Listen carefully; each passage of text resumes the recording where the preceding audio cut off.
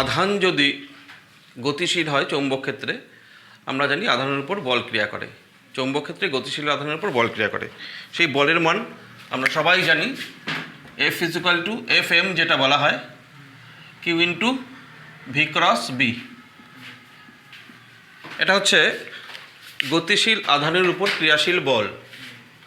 চৌম্বক ক্ষেত্রে কোনো আধান যদি থাকে তার উপর ক্রিয়াশীল বল হচ্ছে এটা। বলের অভিমুখ জানি আমরা। বলের অভিমুখ আমরা কীভাবে মনে রাখি? তিনটা নিয়ম: স্ক্রু নিয়ম, ফ্লেমিংয়ের বামহস্ত নিয়ম, আর হচ্ছে রাইট হ্যান্ড থাম্ব রুল, মুষ্টিবদ্ধ নিয়ম। মুষ্টিবদ্ধ নিয়ম কি? ভি এর থেকে বি এর দিকে যদি আমি আঙ্গুলগুলোকে গতিশীল করি, সরাই, তাহলে বৃদ্ধাঙ্গুল হচ্ছে এফ এর অভিমুখ নির্দেশ করে। এটা একটা। আরেকটা ছিল থাপ্পড় নিয়ম বলা হয়েছিল। এটা নিজেদের মনে রাখার জন্য। থাপ্পড় নিয়ম তো লেখা যাবে না পরীক্ষায়। এটা চৌম্বক ক্ষেত্রের অভিমুখ যদি হয়, এটা গতিশীল আধানের অভিমুখ যদি হয়, তাহলে এই দিকে হচ্ছে বল, এদিকে বল ক্রিয়া করবে। আচ্ছা, ঠিক একই রকমভাবে আধানের উপর যদি গতিশীল আধানের উপর যদি চৌম্বক ক্ষেত্র বল ক্রিয়া করে, আজকে আমরা দেখব একটা পরিবাহী যদি হয়, একটা পরিবাহী, এটা যদি চৌম্বক ক্ষেত্রের মধ্যে থাকে, পরিবাহীটা, এটাও একটা বল অনুভব করবে, কারণ এর মধ্যেও তো আধান গতিশীল। তাহলে গতিশীল আধান যেমন বল অনুভব করে, তেমনি একটা তড়িৎবাহী তার চৌম্বক ক্ষেত্রের মধ্যে যদি অবস্থান করে, এটাও বল অনুভব করে। এই বলের ডিরেকশন কোন দিকে হবে? একই রকম। এখানে এই তড়িৎবাহী তারের উপর ক্রিয়াশীল বলের অভিমুখ আমরা যে তিনটা নিয়ম থেকে আমরা বুঝি, এখানে আমরা সেই তিনটি নিয়মই আমরা প্রয়োগ করতে পারবো। তার মানে এখানে যদি চৌম্বক ক্ষেত্র দেখো, আমি বললাম চৌম্বক ক্ষেত্র এই দিক বি, তাহলে এদিকে আধান মানেই হচ্ছে প্রবাহ মাত্রা, তড়িৎ প্রবাহ মাত্রা। এইখানে এটা ভি এর অভিমুখ, কিউ যাচ্ছে এদিকে ভি গতিবেগে মনে করো। তাহলে ভি এর থেকে বি এর দিকে আঙুলগুলোকে যদি আমরা সরাই, তাহলে বল অনুভব করবে ভেতর দিকে। অথবা তুমি যদি থাপ্পড় নিয়মটা দেখো, এইদিকে বি, এদিকে গতিশীল আধানের অভিমুখ উপর দিক, তাহলে ভেতর দিকে। তাহলে এটা হচ্ছে কোনো গতিশীল আধান অথবা তড়িৎবাহী তার চৌম্বক ক্ষেত্রের মধ্যে থাকলে কত বল অনুভব করে। আমরা আধানের ক্ষেত্রে সূত্র একটা জানি, বলের মান, সেটা হচ্ছে Q into V cross B, বা B Q V sine theta. মান হচ্ছে B Q V sine theta, এটা আমরা জানি, কারণ ক্রস প্রোডাক্ট মানেই হচ্ছে এ ক্রস বি মানে হচ্ছে এ বি সাইন থিটা। তাহলে ভি ক্রস বি মানে হচ্ছে V into B sine theta. এটা আধানের উপর ক্রিয়াশীল বল। এইবার আমরা দেখব তড়িৎবাহী তারের উপর তাহলে ক্রিয়াশীল বলের মান কত হয়। চৌম্বক ক্ষেত্রে তড়িৎবাহী তারের উপর ক্রিয়াশীল বল, তাহলে চৌম্বক ক্ষেত্র থাকবে এবং সেখানে একটা তড়িৎবাহী তার থাকবে, তার উপর ক্রিয়াশীল বল। আচ্ছা, আমরা যে সূত্রটা জানি, কিউ আধানের উপর ক্রিয়াশীল বল, কিউ আধান যদি ভি বেগে গেলে ক্রিয়াশীল বল কত? এইটা। আচ্ছা, এইবার যদি আমি বলি ডি কিউ আধান গেলে, তো বলের ফর্মুলা তাহলে ওটা দিয়েই আসবে। তখন আমি শুধু ক্রিয়াশীল বলটা, ক্ষুদ্র আধান ডি কিউ যদি এর মধ্যে দিয়ে যায়, সেই ক্ষেত্রে বল হবে D Q into V cross B, লিখতেই পারি ক্ষুদ্র আধানের জন্য ক্রিয়াশীল বল। আমরা এটাকে প্রবাহ মাত্রায় নিয়ে আসবো। প্রবাহ মাত্রায় যদি আমি কনভার্ট করতে চাই, একটা কাজ করি, আমি এখানে ডি কিউটাকে লিখলাম, ভিকে আমি ডিএল বাই ডিটি লিখতে পারি ক্রস বি। ডিএল মানে দৈর্ঘ্য, এল দৈর্ঘ্য, ডিএল হচ্ছে ক্ষুদ্র দৈর্ঘ্য। এখানে ডিএল একটা ক্ষুদ্র দৈর্ঘ্য যদি ধরা হয়, এইটুকু দৈর্ঘ্য যেতে সময় যদি ডিটি লাগে, তাহলে গতিবেগ হবে ডিএল বাই ডিটি। তাহলে এবার ডি কিউ বাই ডিটিটাকে আমি এইখানে নিয়ে আসলাম, ডিটিটাকে এখানে নিয়ে আসলাম, তাহলে এখানে কি থাকলো? ডিএল ক্রস বি থাকলো। কেন ডিটিটাকে নিয়ে আসলাম, এর কারণ আমি এটাকে প্রবাহ মাত্রা এখন লিখতে পারি। প্রবাহ মাত্রা মানে হচ্ছে I is equal to DQ by DT. তাহলে আমি ডিকিউ বাই ডিটির জায়গায় আমি এখন I লিখতে পারি। তাহলে I into DL cross B. এটা দেখো এল দৈর্ঘ্যের ডিএল দৈর্ঘ্যের ক্ষুদ্র পরিবাহী I তড়িৎবাহী, তার উপর ক্রিয়াশীল বল হচ্ছে ডিএফ। এবার যদি আমি বলি সমগ্র তারের উপর ক্রিয়াশীল বল, তাহলে আমি এটাকে ইন্টিগ্রেশন করব। সমগ্র তারের উপর ক্রিয়াশীল বল আমরা এফ নাম দিলাম, এটাকে integration I DL cross B, এটা লিখলাম সমগ্র তারের উপর। এইবার যদি ডিএল এর ইন্টিগ্রেশন মানে ডিএল এর ইন্টিগ্রেশন কিন্তু আমরা বলতে পারি I এল ক্রস বি। এইটা হচ্ছে তাহলে ক্রিয়াশীল বল সমগ্র তারের উপর ক্রিয়াশীল বল। তাহলে F is equal to I into L cross B. সবগুলো সূত্র প্রায় একই রকম। তাহলে এটা হচ্ছে I তড়িৎবাহী তার, সমগ্র তার উপর ক্রিয়াশীল বলের মান L cross B into I। বি চৌম্বক ক্ষেত্রে যদি তারটি অবস্থান করে। এখান থেকে আমি যদি বলি স্কেলার ফর্মে যদি লিখি B I L sine theta, তাহলে তড়িৎবাহী তারের উপর BIL sine theta BIL sine theta এত বল ক্রিয়া করে। থিটাটা কার সাথে কার কোণ? এল এর সাথে বি এর কোণ। এল থিটাটা হচ্ছে এটা এল, এটা বি, এল এর সাথে বি এর কোণ হচ্ছে থিটা। এখন দেখো এই বলের মান কি হচ্ছে, যদি এরকম হয় তাহলে এই বলের মান থিটার উপর নির্ভর করছে।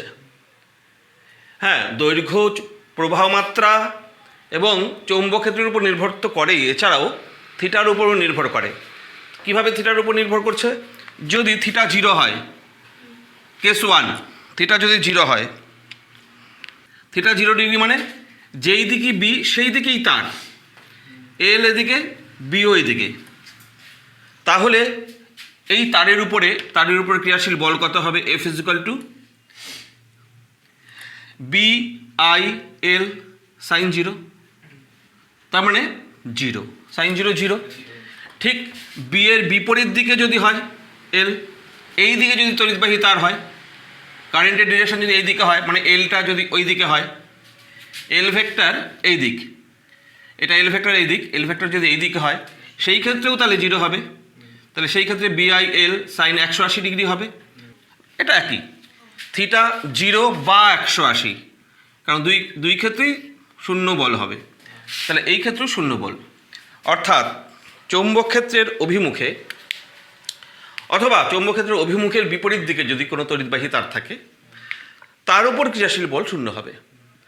আর এছাড়া যদি এইভাবে থাকে, এরকম যদি হয়, ধরো তড়িৎবাহী তার এই দিক, বি এই দিক, তড়িৎবাহী তার আর বি পরস্পর লম্বভাবে, এদিকে বি, এদিকে তড়িৎবাহী তার আই, অ্যাঙ্গেল হচ্ছে 90 ডিগ্রি। তাহলে কেস 2, এবার কেস 2তে আমি লিখতে পারি কোণ হচ্ছে 90 ডিগ্রি থিটা। তো সেই ক্ষেত্রে ফোর্স বল হবে বিআইএল সাইন 90, সাইন 90 মানে 1, তার মানে বিআইএল। সব থেকে বেশি বল ক্রিয়া করে যখন 90 ডিগ্রিতে তার থাকে, তখনই সব থেকে, এটা ম্যাক্সিমাম। আর তার যদি চৌম্বক ক্ষেত্রের দিকে থাকে তাহলে শূন্য বল। এবার অভিমুখ সম্পর্কে তো বললামই। আচ্ছা, এখন আমরা দেখব চৌম্বক ক্ষেত্রে যদি একটা কুণ্ডলী থাকে, ধরো আয়তাকার কুণ্ডলী, এটা একটা চৌম্বক ক্ষেত্র, এন মেরু, এটা এস মেরু মনে করো, এটা এস মেরু, এর মধ্যে একটা আয়তাকার কুণ্ডলী রাখা আছে, সরি এন মেরু এস মেরু, তাহলে এটা হচ্ছে আয়তাকার একটা কুণ্ডলী। পাক সংখ্যা মনে করো, তারের পাক সংখ্যা ক্যাপিটাল এল, এই দৈর্ঘ্যটাকে আমি নাম দিলাম এল, এই প্রস্থটাকে নাম দিলাম বি। এই তার এর মধ্যে পেঁচানো আছে, এর মধ্যে তড়িৎ প্রবাহ হচ্ছে। তাহলে এই তড়িৎ প্রবাহ হলে কি হবে, এই কুণ্ডলীর আয়তকার কুণ্ডলীর প্রত্যেকটা বাহু ধরো, P Q R S, P Q R আর এস দৈর্ঘ্যের দিক, এটা হচ্ছে প্রস্থের দিক। আচ্ছা, আমি তড়িৎ প্রবাহ একটা কিছু ধরে নেই, তড়িৎ প্রবাহ মনে করে এইদিকে হচ্ছে, তাহলে এইদিকে এটার মধ্যে দিয়ে এদিকে হবে আই, এখানেও আই, এটার মধ্যে তাহলে তড়িৎ প্রবাহ এদিকে হবে আই, আর এটার মধ্যে তাহলে আই এদিকে হবে, তড়িৎ প্রবাহ এই হয়ে যাচ্ছে কুণ্ডলীর মধ্যে দিয়ে। এবার আমরা দেখি কি হবে ঘটনাটা। দেখো, এই কুণ্ডলীর এই প্রস্থ অংশটি, দুটো প্রস্থ আছে, এই দুটো প্রস্থের উপর ক্রিয়াশীল বল, এই কুণ্ডলীকে মনে করো উপর থেকে ঝোলানো আছে, এই প্রস্থের উপর ক্রিয়াশীল বলগুলো কোন দিকে? মনে করো কুণ্ডলীটা কোনো মুহূর্তে এই অবস্থায় আছে, যখন এইভাবে থাকছে প্রস্থের উপরে বল কিন্তু শূন্য, যখন এইভাবে থাকবে কুণ্ডলীটা, যখন এইভাবে বসানো থাকবে, কারণ তখন চৌম্বক ক্ষেত্র আর তড়িৎ প্রবাহের অভিমুখ একই দিক হয়ে যাচ্ছে, আর এখানেও চৌম্বক ক্ষেত্র আর তড়িৎ প্রবাহের অভিমুখ বিপরীত দিক হচ্ছে, 0 ডিগ্রি কোণ, 180 ডিগ্রি কোণ, তাহলে এই অংশের উপর বল শূন্য, এই অংশের উপর বলও শূন্য। এবার যদি একটু আবার পাক খায়, একটু আবার সরে যায়, সেই ক্ষেত্রেও বল হবে। একটু পাক খেলো, মনে করে একটু একটু অন্য অবস্থায় রাখা আছে, একটু মোচড় দেওয়া হলো কুণ্ডলীটাকে, হ্যাঁ, একটু ঘুরে গেল, একটু ওইদিকে ঘুরে গেল, তাহলে তো তুমি বলবে এখন তো চৌম্বক ক্ষেত্র আর কুণ্ডলীর প্রস্থ তাহলে সমান্তরাল না, মানে একই দিক না, সেই ক্ষেত্রে তাহলে আলাদা। সেই ক্ষেত্রে আবার এই প্রস্থের উপর যেই দিকে বল ক্রিয়া করবে, এই প্রস্থের উপর আবার উল্টা দিকে বল ক্রিয়া করবে এবং সমান বল, কারণ উল্টা দিকে প্রবাহ।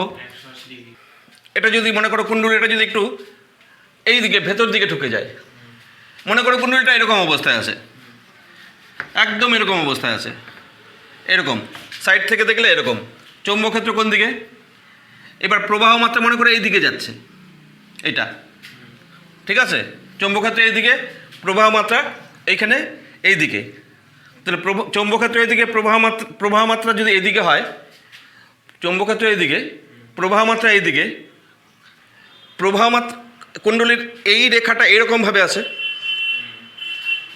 হ্যাঁ, তাহলে আর চৌম্বক ক্ষেত্র এরকম আছে, সেই ক্ষেত্রে তাহলে প্রবাহ মাত্রা এই দিক, চৌম্বক ক্ষেত্র এই দিক, তাহলে বল হবে এই অংশের উপর নিচের দিকে। ঠিক একই রকমভাবে তুমি হিসাব করো, প্রবাহ মাত্রা উল্টো দিক, এর উপর উপর দিক হবে, সমান বল ক্রিয়া করে, এরা পরস্পর প্রশমিত হয়ে যায়। তাহলে এই দুটো বলের কোনো অস্তিত্ব নেই আমি ধরবো, কারণ পরস্পর প্রশমিত হয়ে যায়। চৌম্বক ক্ষেত্রে তড়িৎবাহী লুপের উপর ক্রিয়াশীল এবার বল হবে না, টর্ক হবে। পিএস এবং কিউআর অংশের উপর বল পরস্পর সমান ও বিপরীতমুখী, সেজন্য এরা প্রশমিত হয়। এখন আমরা এই দুটো অংশ ধরি, দৈর্ঘ্য দুটো। এবার দৈর্ঘ্য দুটো দেখো, চৌম্বক ক্ষেত্রের অভিমুখ এই দিক,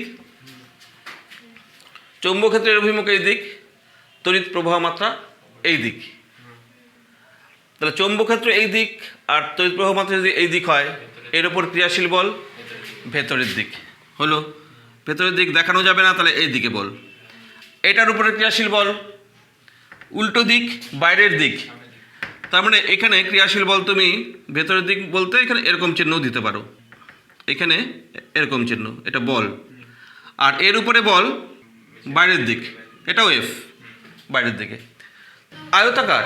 আয়তাকার কুণ্ডলী, দৈর্ঘ্য প্রস্থ বললাম যে, তাহলে এখানে কুণ্ডলীর দৈর্ঘ্য কত? দৈর্ঘ্য হচ্ছে পি কিউ এবং S R, P Q is equal to S R is equal to L, প্রস্থ PS is equal to Q R is equal to B, প্রস্থটা এটা ধরা আছে। তাহলে এই যে তাহলে কুণ্ডলীর উপর দৈর্ঘ্য দুটোর উপর বিপরীতমুখী দুটি সমান বল ক্রিয়া করে। তার মানে বিপরীতমুখী দুটি বল সমান যদি হয়, সমান্তরালভাবে যদি বিপরীত দিকে ক্রিয়া করে, এই দুটো বলকে একসঙ্গে আমরা বলি দ্বন্দ্ব। তাহলে কুণ্ডলীর উপর একটি দ্বন্দ্ব ক্রিয়া করে, দ্বন্দ্ব এফ এফ নাম দিলাম। আমরা এখন এই দ্বন্দ্বের ভ্রামক নির্ণয় করব। দ্বন্দ্বের ভ্রামক মানেই হচ্ছে কুণ্ডলীর উপর টর্ক। আমাদের নির্ণয় বিষয় কি? এই দ্বন্দ্বের ভ্রামক বা টর্ক নির্ণয় করতে হবে। এবার দ্বন্দ্বের ভ্রামকের ফর্মুলা আমাকে জানতে হবে। দ্বন্দ্বের ভ্রামক আমরা কিভাবে বার করি? দেখো, আমি একটু ক্লাস 11-এ চলে যাই। একটা দণ্ড, এর উপর যদি এইদিকে একটা বল ক্রিয়া করে, এইদিকে একটা বল ক্রিয়া করে, এফ এফ, এই দৈর্ঘ্যটা যদি ডি হয়, এই বলগুলো যদি লম্বভাবে থাকে, তাহলে এর উপর ক্রিয়াশীল দ্বন্দ্বের ভ্রামক আমরা বলি এফ ইন্টু ডি। এটাকেই বলা হয় টর্ক বা দ্বন্দ্বের ভ্রামক। হ্যাঁ,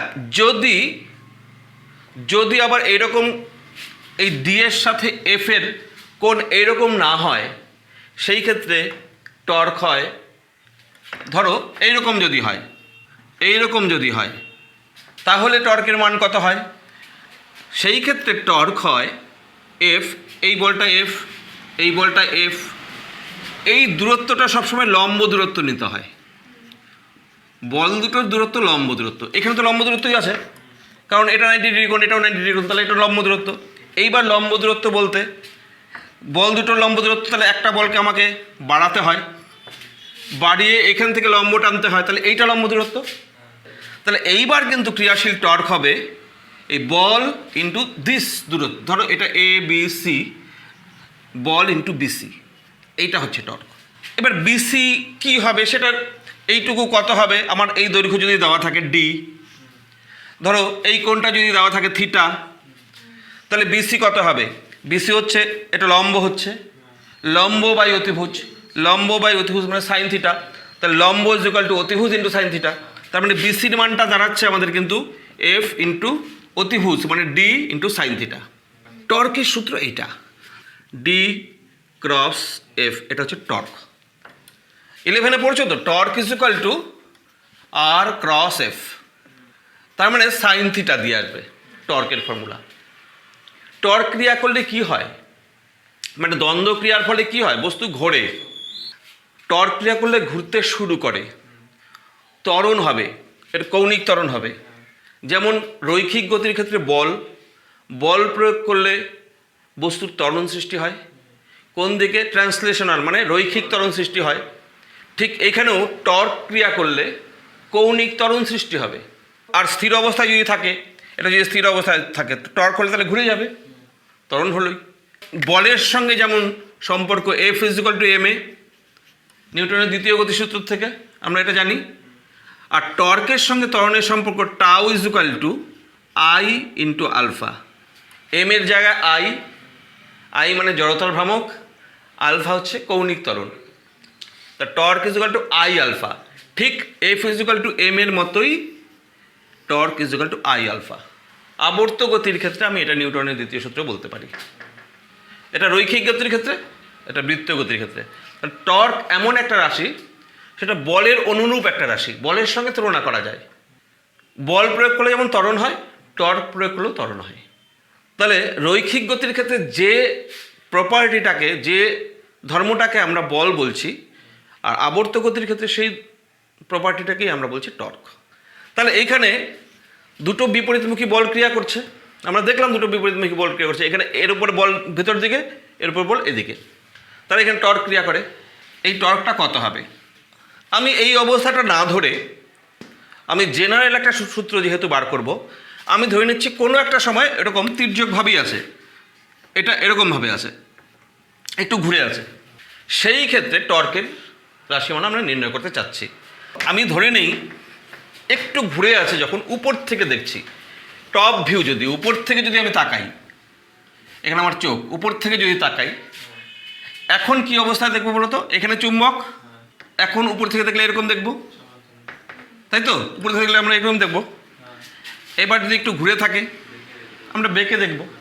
আচ্ছা, এই বাঁকা অবস্থাটাই লিখছি আমরা, উপর থেকে এই প্রস্থের অংশটাকে এটা দেখানো হচ্ছে। প্রস্থের অংশ যদি এটা হয়, মনে করে এই দিকে, তাহলে আবার এই দিকে দুটো বল ক্রিয়া করবে, এফ এফ। চৌম্বক ক্ষেত্রের দিক এই দিক বি, এন থেকে এস এর দিকে চৌম্বক ক্ষেত্রের দিক। আর এখানে তাহলে এটা কিন্তু ক্ষেত্রফল ভেক্টর।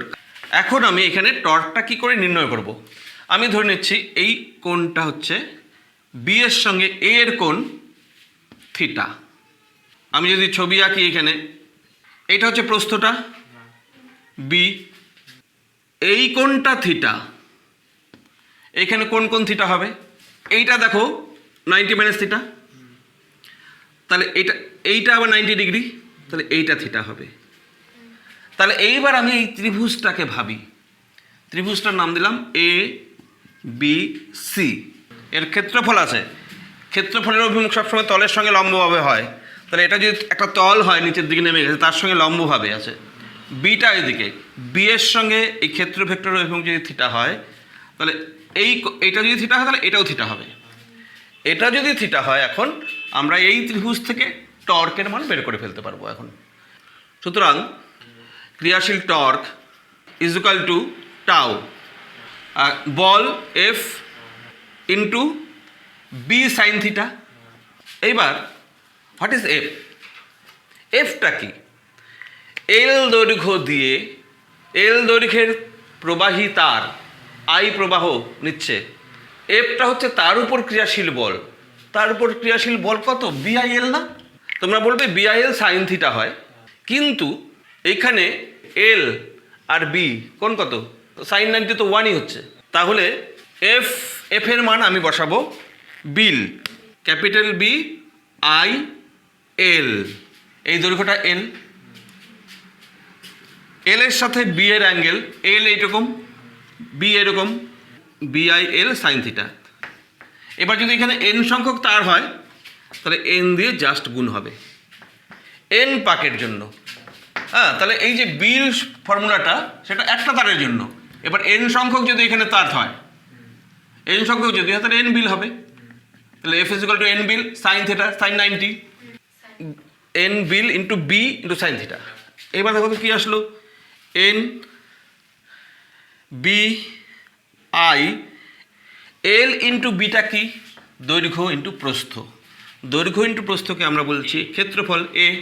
তাহলে এন বিআই এ সাইন থিটা, এটা হচ্ছে ক্রিয়াশীল টর্ক। থিটা কোণে থাকলেই তখন তার উপর টর্ক এত। এবার যে মুহূর্তে থিটা কোণে আছে, এবার যদি কোনো মুহূর্তে 0 ডিগ্রি কোণ থাকে, তাহলে সেই ক্ষেত্রে টর্ক থাকবে না। কখন 0 ডিগ্রি কোণ হবে ভাবো।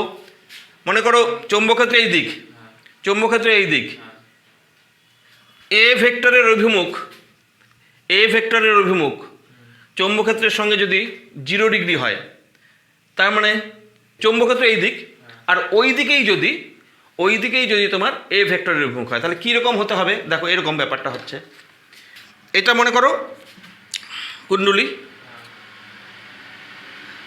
এদিক থেকে চৌম্বকক্ষেত্র যাচ্ছে। এখন চৌম্বকক্ষেত্রের সঙ্গে এর কোণ কত? 90 degree.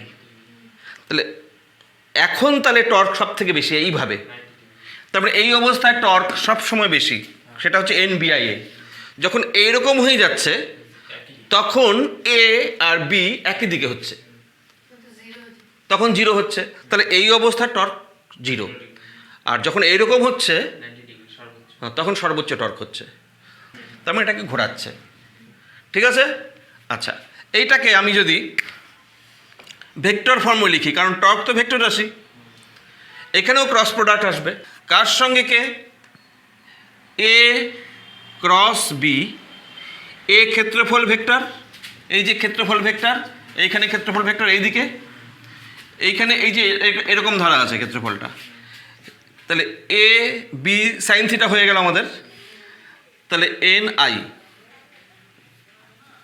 I into A cross B, এটা হচ্ছে ভেক্টর ফর্ম। একটা কুণ্ডলীর মধ্যে দিয়ে যে তড়িৎ প্রবাহ পাঠানো হয়, সেটা যদি চৌম্বকক্ষেত্রে রাখা হয়, কুণ্ডলীটা ঘুরবে। সেরকম ব্যবস্থা তো আমাদের অনেক আছে, বৈদ্যুতিক মোটর, ফ্যান, তড়িৎ প্রবাহ পাঠিয়ে আমরা কুণ্ডলীকে ঘোরাচ্ছি। হ্যাঁ, তাহলে এটা হচ্ছে অ্যাকচুয়ালি বৈদ্যুতিক মোটরের কার্যনীতি এইরকম হবে। তাহলে তড়িৎ প্রবাহ পাঠাচ্ছি কুণ্ডলের মধ্যে দিয়ে, চৌম্বকক্ষেত্রের মধ্যে রাখা আছে, সেটা বল অনুভব করে তার ফলে ঘুরবে, মানে টর্ক ক্রিয়া করবে তার উপরে, তার ফলে ঘুরতে থাকবে। দুটি সমান্তরাল তড়িৎবাহী তারের মধ্যে ক্রিয়াশীল বল। আচ্ছা, দুটো তার পাশাপাশি রাখা, এদের মধ্যে দিয়ে যদি কারেন্ট পাঠানো হয় একটা ঘটনা ঘটবে। ধরো কারেন্ট যদি সমমুখী হয়, একই দিকে যদি কারেন্ট যায়, তার দুটো পরস্পর কাছে আসবে, আকর্ষণ করবে, তার মানে তার দুটো এরকম হয়ে যাবে, এরকম হয়ে যাবে। আমি দুই পাশে যদি আটকে রাখি, তার দুটো আকর্ষণের প্রভাবে কাছে চলে আসবে। আবার যদি তার দুটোর মধ্যে দিয়ে বিপরীত দিকে তড়িৎ প্রবাহ হয়, এরা আবার বিকর্ষণ করবে, তার দুটো এরকম হয়ে যাবে। ঠিক আছে? তার মানে সমান্তরাল দুটি তড়িৎবাহী তার, এদের মধ্যে আকর্ষণ বা বিকর্ষণ, সমান্তরাল না হলেও আকর্ষণ বিকর্ষণ করবে। আমাদের একটু সিম্পলিসিটির জন্য সমান্তরাল দুটো পরিবাহী নিব, এর মধ্যে কত বল ক্রিয়া করে সেটা আমরা বার করব। কেন আকর্ষণ হচ্ছে, কেনই বা এখানে বিকর্ষণ হচ্ছে? দুটোকে ঠেলছে আর দুটোকে আকর্ষণ করছে। এই যে তড়িৎবাহী তার দুটো আছে, একটার মধ্যে দিয়ে তড়িৎ প্রবাহ পাঠালেই তার চারপাশে চৌম্বকক্ষেত্র সৃষ্টি হয়, এটা আমরা জানি। এটার কারেন্ট যদি I1 হয়, মনে করো এটা AB তার, এটা CD তার, এটার কারেন্ট যদি I1 হয়, তাহলে এর চারপাশে চৌম্বকক্ষেত্র থাকবে। এই তারের থেকে R দূরে চৌম্বকক্ষেত্র কত? 2I/R, μ0/4π × 2I/R, এটা আমরা জানি। তাহলে এই দিকে যদি আমি R দূরে ধরি, তাহলে এইখানে চৌম্বকক্ষেত্র আছে, সেটা কত? সেটা একই। এই দূরত্ব যদি R হয়, তাহলে এখানে চৌম্বকক্ষেত্র কত? এখানে এই তারের প্রবাহ মাত্রার জন্য এখানে চৌম্বকক্ষেত্র হচ্ছে μ0/4π × 2I/2I1/R। হ্যাঁ, এইখানে চৌম্বকক্ষেত্র। এইবার দেখো, আবার চৌম্বকক্ষেত্রের মধ্যে যদি আরেকটা তড়িৎবাহী তার থাকে, সেটা তাহলে বল অনুভব করবে। এইটার জন্য যে চৌম্বকক্ষেত্র এখানে তৈরি হচ্ছে, সেই চৌম্বকক্ষেত্রের দিক কোন দিক? এই দিক, ভেতরের দিক চৌম্বকক্ষেত্র এখানে। এই তারের জন্য চৌম্বকক্ষেত্র কিন্তু, হ্যাঁ, B1 নাম দিলাম। তাহলে প্রথম তারের জন্য I1 প্রবাহ মাত্রার জন্য চৌম্বকক্ষেত্র এখানে ভেতরের দিক। এটার মধ্যে যদি এই দিকেই তড়িৎ প্রবাহ আবার পাঠানো যায়, এটা আবার তড়িৎবাহী তার চৌম্বকক্ষেত্রের মধ্যে আছে, চৌম্বকক্ষেত্রের মধ্যে তড়িৎবাহী তার হলো এটা। এবার তারা বল অনুভব করবে, কোন দিক বল অনুভব করবে? তড়িৎ প্রবাহ, চৌম্বকক্ষেত্র, চৌম্বকক্ষেত্র এদিকে, তড়িৎ প্রবাহ এইদিকে, বল অনুভব করছে এইদিকে। তাহলে এটা ভেতরের দিকে একটা বল অনুভব করবে, F। ঠিক একই রকমভাবে দেখো, এটার জন্য চৌম্বকক্ষেত্র এখানে হবে, এইটার জন্য চৌম্বকক্ষেত্র এখানে কোন দিকে হবে? উল্টো দিক। এবার উল্টো দিকে যদি চৌম্বকক্ষেত্র হয়, এদিকে যদি চৌম্বকক্ষেত্র হয়, তড়িৎবাহী তার যদি এদিকে হয়, তাহলে তারটা এইদিকে যাবে, এটা আবার এদিকে যাবে, তার মানে দুটো তার আকর্ষণ হচ্ছে। I1 প্রবাহ মাত্রার জন্য R দূরে CD তারের স্থানে চৌম্বকক্ষেত্র B1 = μ0/4π × 2I1/R। তাহলে এইখানকার চৌম্বকক্ষেত্রটা B1। এবার CD তার B1 চৌম্বকক্ষেত্রে অবস্থিত, সুতরাং সেটি একটি বল অনুভব করবে। সুতরাং I2 তড়িৎবাহী তার B1 চৌম্বকক্ষেত্রে লম্বভাবে অবস্থিত, সুতরাং CD তারের প্রতি একক দৈর্ঘ্যে ক্রিয়াশীল চৌম্বক বল নিশ্চয়ই হবে F = তোমরা জানো বিল লম্বভাবে আছে, বি এর সঙ্গে এল, এটার এল নম্বর হবে। এইবার আমি দৈর্ঘ্যটা 1 করে দিলাম, এ দেখো লেখা আছে CD তারের প্রতি একক দৈর্ঘ্যে, তাহলে দৈর্ঘ্যটা আমি 1 করে দিলাম। এত বল, এত নিউটন, এটা B1, এটা B1 চৌম্বকক্ষেত্রের মধ্যে আছে, এত নিউটন পার মিটার এককটা। কেন? বল পার দৈর্ঘ্য। তাহলে B1 × I। এবার B1 তো আমাদের লেখা আছে, B1 মানে হচ্ছে μ0/4π × 2I1/R। আর এটা হচ্ছে B1 ইন্টু I2, এটার প্রবাহ মাত্রা কত? I2। তাহলে এইখানে ক্রিয়াশীল বল হবে B1 ইন্টু I2। তাহলে এটার উপর ক্রিয়াশীল বল B1, ওটার উপর ক্রিয়াশীল বল B1 ইন্টু I2 ইন্টু এলটা 1 ধরা হলো, তাহলে B1 I2। এবার তাহলে B1 এর ভ্যালুটা আমরা বসালাম ইন্টু I2, এত নিউটন পার মিটার। তাহলে দাঁড়াচ্ছে আমাদের μ0/4 2I1 I2 R, এত নিউটন পার মিটার প্রতি একক দৈর্ঘ্যে কিন্তু ক্রিয়াশীল বল। এখন এটা যে বল অনুভব করবে, একই রকমভাবে যদি আমি করি এটাও একই বল অনুভব করবে এইদিকে। এখান থেকে আমরা তড়িৎ প্রবাহ মাত্রার SI একক অ্যাম্পিয়ার, তার সংজ্ঞা দিই। অ্যাম্পিয়ারের আন্তর্জাতিক সংজ্ঞা, অ্যাম্পিয়ারের সংজ্ঞা μ0/4 হচ্ছে 10⁻⁻⁷, এটা আমরা জানি। এবার প্রবাহ মাত্রার এককের সংজ্ঞা আমাকে দিতে হবে, তার মানে I1 বা I2 এটাকে 1 তৈরি করতে হবে। 1 কি করে আমি 1 তৈরি করব? আচ্ছা, আমি এই সূত্রটাকে তাহলে আমি একটু চেঞ্জ করে লিখলাম। F = μ0/4 এর জায়গায় আমি 10⁻⁻7 লিখলাম, তারপরে 2 আছে, 2 ইন্টু তাহলে করে দিলাম, তারপরে I1 I2 R, জাস্ট আমি μ0/4 এর ভ্যালুটা বসালাম। এই তো এত নিউটন পার মিটার, ওই সূত্রটাই তো এটা। জাস্ট আমি μ0/4 এর ভ্যালুটা বসালে, এটা তো 10⁻⁷, আর এখানে 2 আছে। এখান থেকে আমি I1 বা I2 এর মানে 1 করব। কি করে সম্ভব? দেখো, যদি R = 1 মিটার হয়, মানে দুটি তার যদি 1 মিটার ব্যবধানে থাকে, তাদের মধ্যে ক্রিয়াশীল বল যদি 2 × 10⁻⁻7 হয়, এত নিউটন প্রতি একক দৈর্ঘ্যে, আর যদি I1 = I2 হয়, এটা সবার আগে লেখো। যদি I1 = I2, R1 = 1 metre, F = এত নিউটন পার মিটার, সব যদি বসাও, F এর ভ্যালু এটা, তারপর 2 × 10⁻⁷, I1 I2 সমান, ধরো এটা I, তাহলে I² হলো এটা 1, তাহলে I² এর ভ্যালু কত আসবে? F এর ভ্যালু কত বসাতে বলছি? এটা বসাও তো, 2 × 10⁻⁷, এখানে তো 2 × 10⁻⁷ আছে, I² বাই R এর ভ্যালু আবার কত বসাতে বলছি আমি? 1, I² 1, I = 1 অ্যাম্পিয়ার। তখনই 1 অ্যাম্পিয়ার বলা হবে। কখন? এবার সংজ্ঞাটা দেখো, সংজ্ঞাটা এরকম হবে তাহলে, সমান তড়িৎ প্রবাহযুক্ত তারের প্রতিটির যে প্রবাহ মাত্রার জন্য তারা 1 মিটার দূরে অবস্থান করলে, তাদের মধ্যে ক্রিয়াশীল বল যদি প্রতি মিটারে 2 × 10⁻⁷ নিউটন হয়, তাহলে তাদের প্রত্যেকের প্রবাহ মাত্রা 1 অ্যাম্পিয়ার। তার মানে এটারও 1 অ্যাম্পিয়ার, ওটারও 1 অ্যাম্পিয়ার, কারণ দুটোই সমান ধরা আছে। I1 = I2 = I² 1, মানে I = 1। এইভাবে তাহলে আমরা 1 অ্যাম্পিয়ার সংজ্ঞা দিই। এখন আমরা পড়ব গ্যালভানোমিটার। গ্যালভানোমিটার এই যন্ত্র দিয়ে আমরা কি করি? তড়িৎ প্রবাহ কোনো তারের মধ্যে আছে কি না সেটা শনাক্তের কাজ আমরা করি, মানে তড়িৎ প্রবাহের শনাক্তকরণ করা হয়।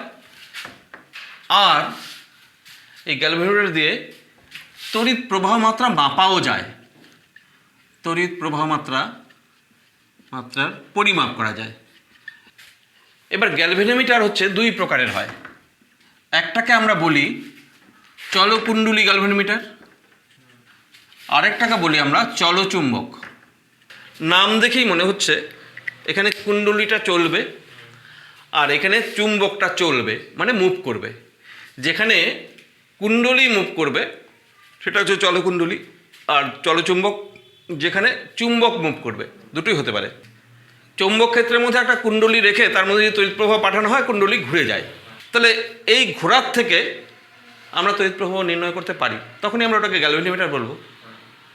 তার জন্য ব্যবস্থা করতে হবে যাতে যদি ঘুরতেই থাকে তাহলে তার প্রবাহ মাত্রা মাপতে পারবো না।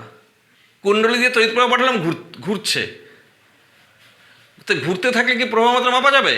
ঘুরে গিয়ে এক জায়গায় দাঁড়াতে হবে। অর্থাৎ কুণ্ডলীর সঙ্গে যদি একটা কাঁটা লাগিয়ে দিই,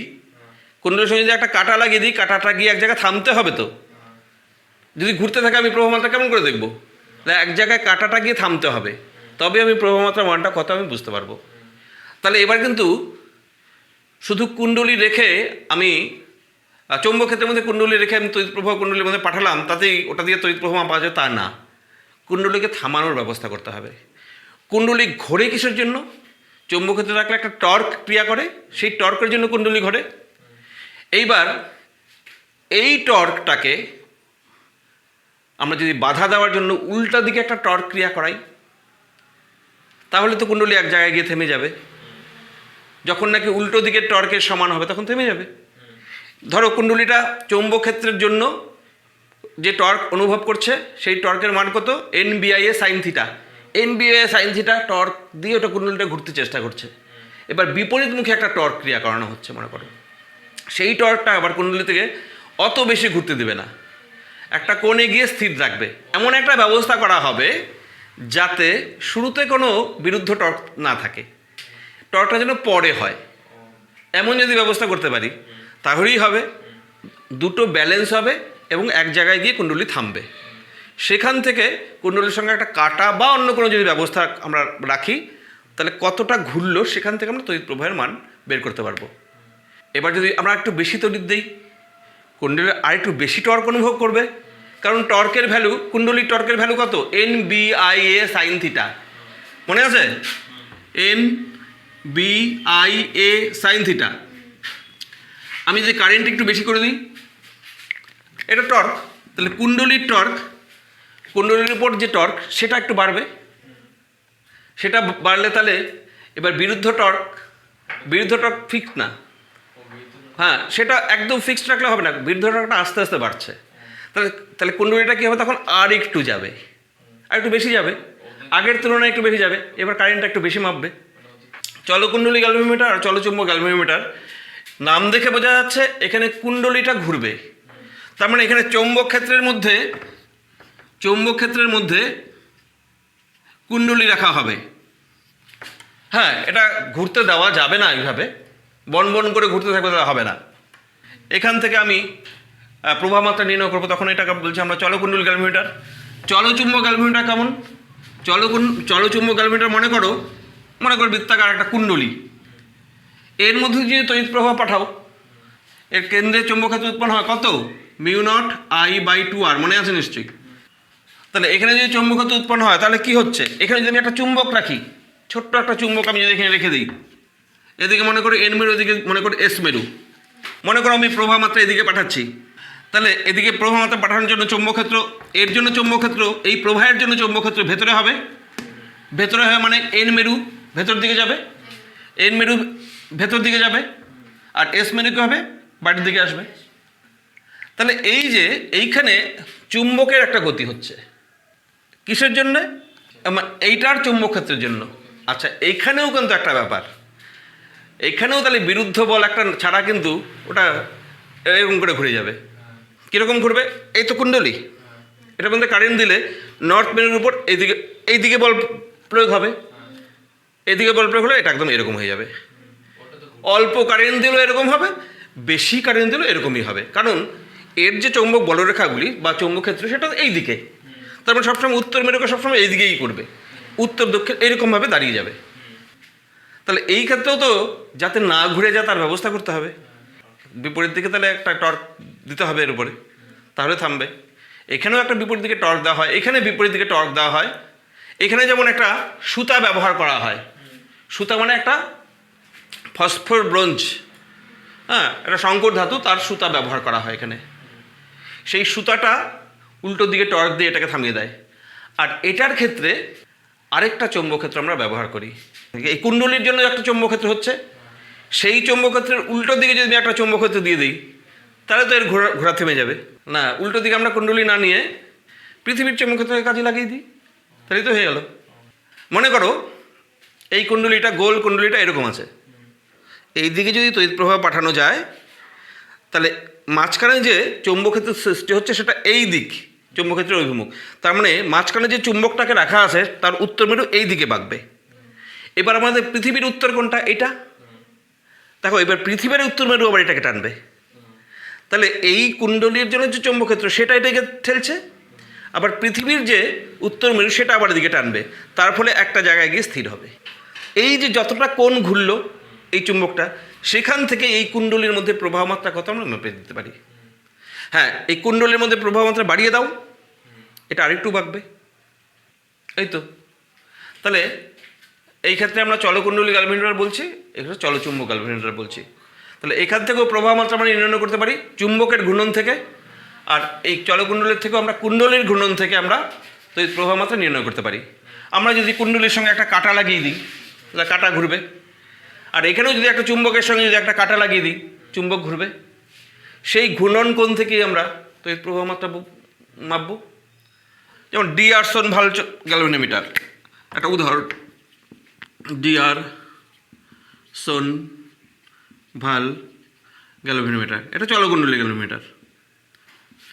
আর এটার উদাহরণ চলচুম্বক গ্যালভেনোমিটার উদাহরণ হচ্ছে, এটার উদাহরণ হচ্ছে ধরো ট্যানজেন্ট গ্যালভেনোমিটার আছে, সাইন গ্যালভেনোমিটার, এগুলো হচ্ছে চলচুম্বক গ্যালভেনোমিটার। ঠিক আছে, তাহলে আজকে এখানেই থাক।